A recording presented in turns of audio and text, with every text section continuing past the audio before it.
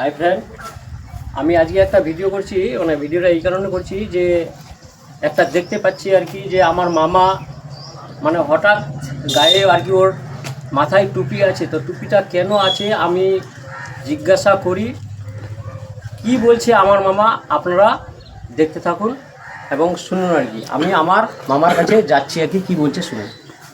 আসসালামু আলাইকুম মামা। ওয়ালাইকুম আসসালাম রহমতুল্লাহি ওয়া বারাকাতুহু। তো আজকে আপনাকে হঠাৎ মাথায় দেখতে পাচ্ছি আপনার টুপি, কি ব্যাপারটা আমি বুঝতে পারছি না কিছু। আমি এখান থেকে নতুন জীবন শুরু করেছি ইনশাআল্লাহ। আমি যাব এখান থেকে হেঁটে হেঁটে বেলডাঙ্গা এবং মুর্শিদাবাদ।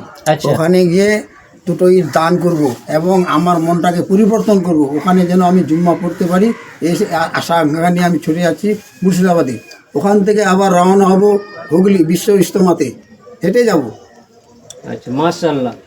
তো যাই হোক, আপনি তাহলে নিয়ত করেছেন? আমি ইনশাআল্লাহ পুরো নিয়ত করে নিয়েছি, মানে হুগলি মানে ইজতেমায় যাওয়ার নিয়ত করে নিয়েছেন? ইনশাআল্লাহ আমাকে আল্লাহ যদি নিয়ে যায় আমি ইনশাআল্লাহ হুগলিতে তো পৌঁছাবো। আপনি হেঁটে যাবেন না বাসে যাবেন? আমি হেঁটে যাব, হেঁটে যাবেন? আমি ইনশাআল্লাহ হেঁটে যাব। ঠিক আছে, তো ঠিক আছে। এই দুনিয়ার মানুষ আপনারা দেখতে পাচ্ছেন, এই আমার মামা জীবনে অনেক কিছু কষ্ট করলো, কষ্ট করার পর এখন দেখছে যে মানে আর অন্য কিছু করে কোনো লাভ হবে না। তো এখন মানে বুঝে নিয়েছে যে সঠিক পথে চলতে হবে আর কি। তো সঠিক পথে চলতে হবে। আমার মামা কিন্তু এই জীবনের প্রথম ইজতেমাতে যাচ্ছে আর কি।